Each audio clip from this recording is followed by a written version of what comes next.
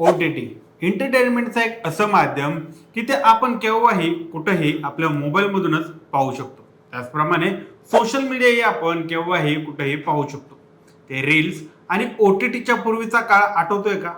म्हणजे त्यावेळेस social media फक्त एक फेसबुक होतं. आता या फेसबुकवर आपलं अकाउंट असणं त्यावेळेस एक मोठी गोष्ट होती. मग पोरं फेसबुक अकाउंट काढून मुलींची आयडी शोधत बसायचे आणि आयडी सापडलीच तरी पोरं नित्यनेमाने त्या पोरीला इम्प्रेस करण्यासाठी तिच्या फोटोला कमेंट लाईकचा धडाका लावायचे, मेसेज करायचे. मग एखादा मेसेज यायचा, पण तेही फेक अकाउंटवरून. म्हणजे मुलंच मुलीच्या नावाने अकाउंट चालू करून पोरांना मेसेज करायचे. त्यावेळेस एखाद्या मुलीने फेसबुकवर फोटो पोस्ट केला तर तो फोटो पाहूनच पोरं सुखी व्हायचे. पण हे बदललं 2017 नंतर टिकटॉक आणि रील्समुळे. पोरी फोटोज काय तर एकदम शॉर्ट कपडे घालून व्हिडिओ पोस्ट करायला लागल्या. तिकडं फक्त सिनेमागृहात चित्रपट पाहायला जाणाऱ्या लोकांना नेटफ्लिक्सने सवय लावली. म्हणजे सिनेमागृहात अश्लील कंटेंटवर सेन्सॉरची कात्री लागते, पण OTTला शिव्यापासून अश्लील कंटेंट पर्यंत सगळ्या गोष्टींना फ्री हँड आहे. पण आता वेळ बदलणार आहे. OTT आणि सोशल मीडिया प्लॅटफॉर्मवर स्ट्रीमिंग होणाऱ्या अश्लील कंटेंट बाबत सर्वोच्च न्यायालयाने गंभीर दखल घेतली आहे. यावर बंदी घालण्यासाठी केंद्राला योग्य पावले उचलण्याचे निर्देश देण्याची मागणी याचिकेतून करण्यात आली होती. या जनहित याचिकेची दखल घेत सर्वोच्च न्यायालयाने केंद्र सरकार, Netflix, Amazon prime, NTT, X म्हणजेच पूर्वीचं ट्विटर, फेसबुक, इंस्टाग्राम आणि इतर प्लॅटफॉर्मना नोटीस बजावली आहे. तर नेमकं हे प्रकरण काय आहे तेच समजून घेऊया आजच्या व्हिडिओच्या माध्यमातून. नमस्कार, मी सनी आणि तुम्ही पाहताय दैनिक राज्य लोकतंत्र.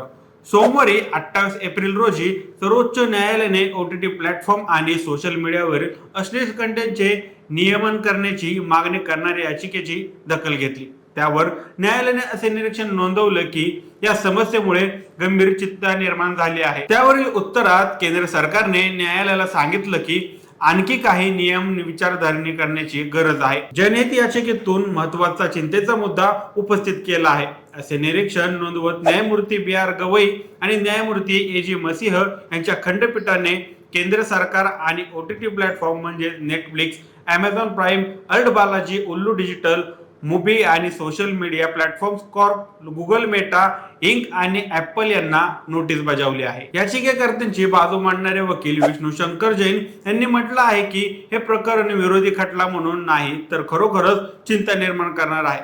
कोणत्याही प्रकारचे नियम अथवा नियंत्रण नसलेल्या सोशल मीडिया प्रसारित होणाऱ्या कंटेंटचा मुद्दा उपस्थित करण्यात आला आहे. यावेळेस न्यायमूर्ती गवई यांनी केंद्र सरकारची बाजू ऐकून घेतली. मिस्टर सॉलिस्टर काहीतरी करा, याबाबत काहीतरी कायदे करावेत अशी विचारणा न्यायमूर्ती गवई यांनी सॉलिस्टर जनरल तुषार मेहता यांना केली. सेन्सॉरशिप नसावी का यावर सॉलिस्टर जनरल मेहता म्हणाले की काही नियमात कार्यक्रमांमध्ये अश्लील कंटेंटचा समावेश असतो. काही कार्यक्रम इतके विकृत स्वरूपाचे असतात की ते दोन सभ्य पुरुष एकत्र बसून ते पाहू शकत नाहीत, असे त्यांनी निदर्शनास आणून दिलं. सेन्सॉरशिप नसावी का यावर सहमती दर्शवताना SG मेहता म्हणाले की काही मर्यादांपर्यंत नियम आवश्यक आहेत, काही नियम विचारधारणी आहेत. न्यायालयाने त्यांच्या आदेशात असं निरीक्षण नोंदवलं की ही याचिका OTT प्लॅटफॉर्म आणि सोशल मीडियावरील विविध आक्षेपार्ह अश्लील कंटेंट आणि अभ्यास कंटेंट दाखवण्यावरून चिंता व्यक्त केली जात आहे. यावर मेहता यांनी स्पष्ट केलं आहे की हा विषय विकृतीच्या मर्यादा ओलांडणार आहे आणि काही नियम विचारधारीण असल्याचे त्यांनी नमूद केलं आहे. त्यामुळे आता सगळ्याच OTT प्लॅटफॉर्मला अनेक नियम लागू होण्याची शक्यता आहे. रील्सवर अनेक तरुणी फेमस होण्यासाठी या मार्गाचा अवलंब करतात. अनेक वेळी एक तरुणीला आपण 1 वर्षापूर्वी पाहिलेलं असतं, ती दुसऱ्या वर्षी रील्सवर व्हिडिओ बनवत असेल तर तिला आपण ओळखू शकत नाही.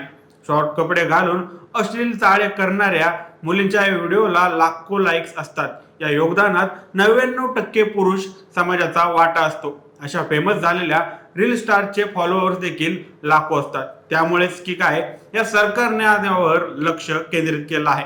आता OTT आणि सोशल मीडियावर या कंटेंट बाबत पुढे काय होणार ते पाहणं महत्वाचं ठरणार आहे. याबाबत आता तुमची काय मत आहेत आम्हाला कमेंट करून नक्की कळवा आणि जर राज्य लोकतंत्र चॅनलवर नवीन असाल तर चॅनलला नक्की सबस्क्राईब करा. धन्यवाद.